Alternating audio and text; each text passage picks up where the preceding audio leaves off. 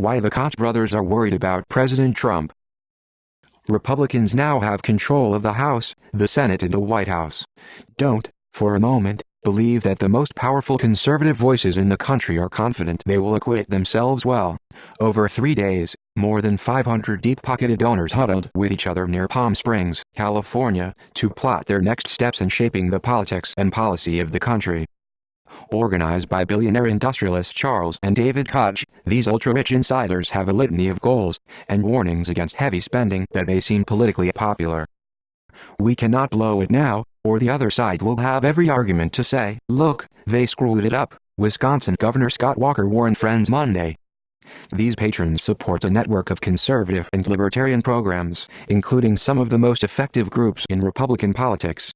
The grassroots juggernaut Americans for Prosperity, for instance, helped the GOP to hold its majority in the Senate last year, and its data operations, I-360, were an advantage that Republicans were able to use in races at all levels.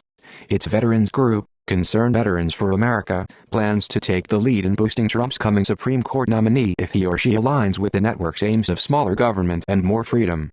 As a sum, they are looking to spend between $300 million and $400 million, a boost over the $250 million they doled out to shape the 2016 results. Unlike previous summits, these donors were more sober about the political landscape. In fact, many of the donors refused to talk about November's election and instead wanted to talk about efforts to reform the criminal justice system or protect free speech on college campuses. There were Trump supporters among the crowd, but they weren't wearing the red "Make America Great Again" hats lest they be ostracized.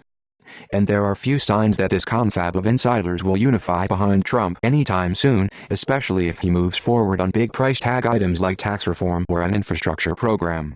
In fact, the Koch organized network has largely existed solely as an opposition wing of the Republican Party. It gained power in protest over George W. Bush's spending and became a behemoth standing against President Obama. "Our secret sauce, so to speak, is the accountability play," said Mark Holden, a longtime Koch lieutenant. The network sat out the 2016 campaign. Charles Koch, in particular, could not find himself interested in either of his options and instead focused on the Senate races. That may be the playbook for 2020, already on the horizon. After all, these groups have played in presidential politics only once, and Mitt Romney came up short despite the tens of millions of dollars the Koch supporters pumped onto TV, in phone calls and door knocks. Donors of all scales still grumble that Romney ran a horrible campaign and blame his advisors strongly. That's not to say these donors don't watch the White House. When these donors last met, in Colorado Springs, Colo, they were coming off back-to-back political conventions that ended less than 48 hours earlier and were energized about the potential to scrap Obamacare. Before that, the donors were on the eve of the Iowa caucuses. And before that, they were still considering the candidacies of Carly Fiorina, Marco Rubio and Walker. This time, the first post-presidential summit where reporters were allowed to attend some sessions, the conversation was more centered on policy and less on politics. For instance, there was significant time set aside on Monday to discuss racial tensions and, specifically, violence against police officers in Dallas. NFL Hall of Famer Deion Sanders joined one panel to discuss his work defusing the situation in Dallas, a reminder that the Koch allies often cut unexpected alliances. "I'm not into politics. I'm into people," Sanders said. Still, political headlines could not be avoided. These mega-donors were coming together as President Trump rode a wave of populism to the White House and issued orders that limited immigration from countries with large Muslim populations. The Kochs issued a public rejection of the plan, and many said the populism cannot trample civil laws.